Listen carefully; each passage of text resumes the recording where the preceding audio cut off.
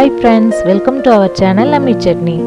இன்னைக்கு வெனஸ்டே வெரைட்டில தை பொங்கலுக்கு செய்யக்கூடிய ஒரு ஸ்பெஷல் ரெசிபி தான் பார்க்க போறோம். பொங்கல் அன்னைக்கு நம்ம செய்யக்கூடிய வெண்பொங்கலுக்கு மேட்சிங்கான ட்ரெடிஷ்னலான பொங்கல் குழம்பு தான் இன்னைக்கு நம்ம பார்க்க போறோம். எங்க ஊர்ல பொங்கல் அன்னைக்கு ஸ்பெஷலா ஒரு மசாலா பவுடர் அரைச்சி நிறைய காய்கறிகள் சேர்த்து செய்யற இந்த பொங்கல் குழம்பு தான் இன்னைக்கு நான் உங்களோட ஷேர் பண்ணிக்க போறேன். பாரம்பரிய முறைப்படி செய்கிற இந்த குழம்பை நீங்களும் இந்த பொங்கலுக்கு ட்ரை பண்ணி பார்த்துட்டு மறக்காமல் கமெண்ட் பண்ணுங்கள். பொங்கல் குழம்பு செய்கிறதுக்கு 1 கப் அளவுக்கு துவரம்பருப்பு எடுத்துருக்கோம். இதை குக்கரில் சேர்த்துக்கலாம். துவரம்பருப்பு ஒரு தடவை கழுவிட்டு இதில் 2 கெட்டி பெருங்காயமும் அது கூட 1/2 ஸ்பூன் அளவுக்கு மஞ்சள் தூளும் சேர்த்து தேவையான அளவுக்கு தண்ணி விட்டு குக்கரில் வச்சு வேக வச்சிடலாம். பருப்பு குழைவாக வேக தேவையில்ல, பாதி அளவுக்கு வெந்தாலே போதும். அதனால் ஒரு விசில் வர்றதுக்கு முன்னாடியே ப்ரெஷரை லைட்டாக ரிலீஸ் பண்ணிடலாம். அப்போ தான் பருப்பு பாதி அளவுக்கு மட்டும் வெந்து சரியாக இருக்கும். அடுத்து இந்த குழம்புக்குனே ஸ்பெஷலாக மசாலா பவுடர் அரைக்கிறதுக்கு 1 கப் அளவுக்கு துவரம்பருப்பு எடுத்துருக்கோம். அதை பேன் இல்லைன்னா வானலில் சேர்த்து ட்ரை ரோஸ்ட் பண்ணிக்கலாம். துவரம்பருப்பு இது மாதிரி கலர் சேஞ்ச் ஆகி லைட்டாக வாசம் வர்ற ஸ்டேஜில் ஸ்டவ்வை ஆஃப் பண்ணிவிட்டு ஒரு பிளேட்டில் மாற்றிக்கலாம்.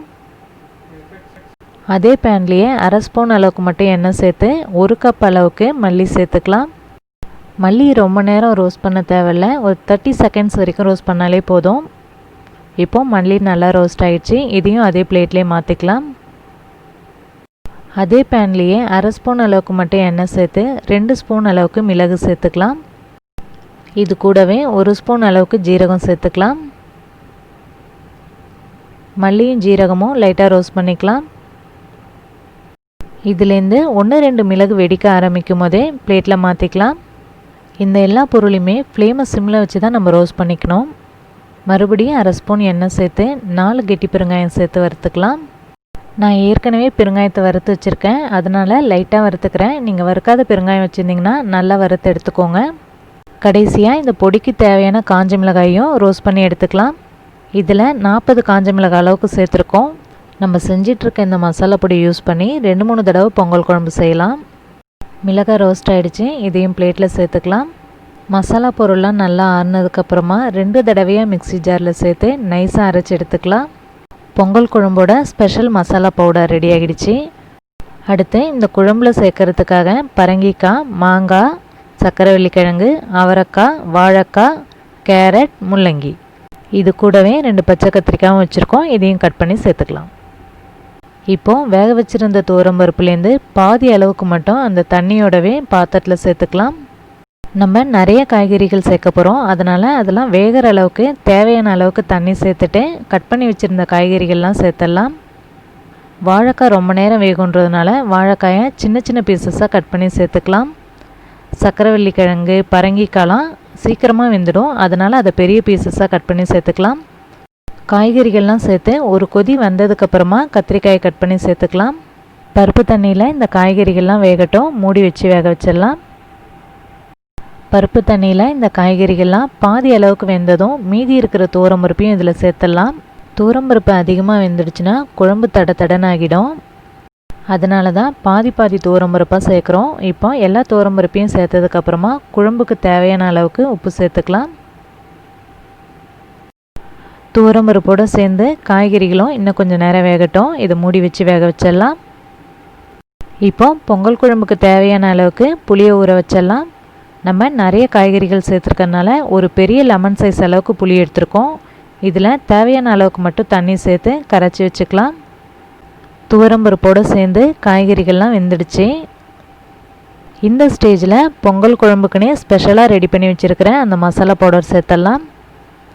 6 பேர் சாப்பிட்ற அளவுக்கு பொங்கல் குழம்பு வச்சுருக்கோம், அதனால் இந்த மசாலா பவுடர்லேருந்து பாதி அளவுக்கு இதில் சேர்த்துக்கலாம். நீங்கள் 4 பேர் சாப்பிட்ற அளவுக்கு மட்டும் கம்மியாக குழம்பு வச்சிங்கன்னா இந்த மசாலா பவுடரை 3 தடவையாக யூஸ் பண்ணலாம். இந்த மசாலா பவுடரை குழம்புல சேர்த்ததும் கெட்டியாகிடும், அதனால் கெட்டிப்படாமல் நல்லா கலந்து விட்டுக்கலாம். பொங்கல் பொடி சேர்த்ததுமே குழம்பு நல்லா திக்காகிடும். ஸோ உடனேவே நம்ம கரைச்சி வச்சுருந்த புளி தண்ணி இதில் சேர்த்துடலாம். இப்போது இதை நல்லா கலந்து விட்டு குழம்பு திக்காக இருந்ததுன்னா தண்ணி சேர்த்துக்கலாம். இதில் 1 டம்ளர் அளவுக்கு தண்ணி சேர்த்துக்கலாம். இந்த குழம்பை புளி சேர்த்ததுக்கப்புறம் ரொம்ப நேரம் கொதிக்க விட தேவையில்ல, உடனேவே தாளிப்பு போட்டுடலாம். தாளித்ததுக்கப்புறமா தான் நம்ம குழம்பு நல்லா கொதிக்க விட போகிறோம். இங்கே தாளிப்புக்கு தேவையான சின்ன வெங்காயம் தக்காளியெல்லாம் கட் பண்ணி வச்சுருக்கோம். தாளிப்புக்கு 5 ஸ்பூன் அளவுக்கு கடலெண்ணெய் சேர்த்துக்கலாம்.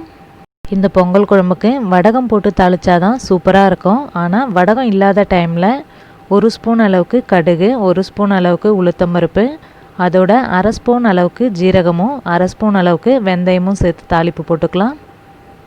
கடுகு உளுத்தம்பருப்புலாம் நல்லா பொரிஞ்சதும் 2ஆக கீறி வச்சுருக்கிற 5 பச்சை மிளகாவை சேர்த்துக்கலாம். இது கூட நம்ம கட் பண்ணி வச்சுருந்த சின்ன வெங்காயத்தையும் சேர்த்துக்கலாம். சின்ன வெங்காயம் இல்லைன்னா பெரிய வெங்காயம் கூட சேர்த்துக்கலாம். வெங்காயம் நல்லா வதங்கினதும் கட் பண்ணி வச்சுருந்த தக்காளி சேர்த்துக்கலாம். இதில் 2 நாட்டு தக்காளி கட் பண்ணி சேர்த்துருக்கோம். வெங்காயம் தக்காளி வதங்கினதுக்கப்புறமா நிறைய கறிவேப்பிலை சேர்த்துக்கலாம். அப்போ தான் பொங்கல் குழம்பு நல்லா வாசமாக நல்லாயிருக்கும். புளி சேர்த்ததுமே தாளிப்பு போட்டுடலாம். இந்த வெங்காயம் தக்காளிலாம் வதங்குற வரைக்கும் குழம்பு கொச்சாலே போதும். இது எல்லாத்தையும் நல்லா கலந்து விட்டுட்டு பொங்கல் குழம்புல சேர்க்க வேண்டிய முக்கியமான 3 காயை தாளிப்பு போட்டதுக்கப்புறமா சேர்க்க போகிறோம். ஃபஸ்ட்டு கீனி வச்சுருக்கிற தேங்காய் பதையெல்லாம் சேர்த்துடலாம். அடுத்து 3 பிடிக்கரண கிழங்க பெருசாக கட் பண்ணி குக்கரில் சேர்த்து 2 விசில் வச்சு வேக வச்சுருக்கோம். அதையும் பொங்கல் குழம்புல சேர்த்துடலாம். இது கூடவே கட் பண்ணி வச்சுருக்கிற 4 பீஸ் மாங்காவையும் சேர்த்துடலாம். இந்த குழம்புல பிடிக்கரண கிழங்கு, மாங்காய், தேங்காய், சக்கரவள்ளி கிழங்கு, அவரைக்காய், முள்ளங்கி இதெல்லாம் சேர்த்தோன்னா ரொம்பவே நல்லாயிருக்கும். இப்போ குழம்பை மூடி வச்சு ஃப்ளேமை சிம்மில் வச்சு கொஞ்சம் நேரம் கொதிக்க வச்சிடலாம். இந்த குழம்புல பொடி சேர்த்துருக்கறனால அடிப்பிடிக்கிறதுக்கு வாய்ப்பு இருக்குது. அதனால் அப்பப்போ திறந்து கலந்து விட்டுக்கலாம். கடைசியாக இறக்கிறதுக்கு முன்னாடி 1 கை கொத்தமல்லி தழை சேர்த்து நல்லா கலந்து விட்டு இறக்கிடலாம். இப்போ நமக்கு கம வாசத்தோட பாரம்பரிய முறைப்படி எங்கள் ஊர் ஸ்டைலில் பொங்கல் குழம்பு ரெடி ஆகிடுச்சு. இந்த பொங்கல் குழம்பை செஞ்ச உடனேவே சாப்பிடாம ஒரு 2 மணி நேரம் வச்சுருந்து அதுக்கப்புறம் சூடான பொங்கல் சாதத்தோடு சேர்த்து சாப்பிட்டோம் அப்படின்னா ரொம்பவே சுவையாக இருக்கும். இந்த பொங்கல் குழம்பு ரைஸ்க்கு மட்டும் இல்லை, இட்லிக்கும் ரொம்பவே சூப்பராக இருக்கும்.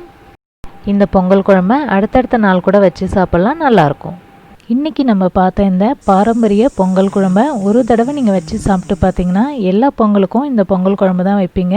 ஏன்னா இது அவ்வளோ டேஸ்ட்டாக நல்லாயிருக்கும். பொங்கலுக்கு இந்த குழம்பு ட்ரை பண்ணி பார்த்துட்டு எப்படி இருந்ததுன்னு மறக்காமல் கமெண்ட் பண்ணுங்கள். தேங்க்யூ.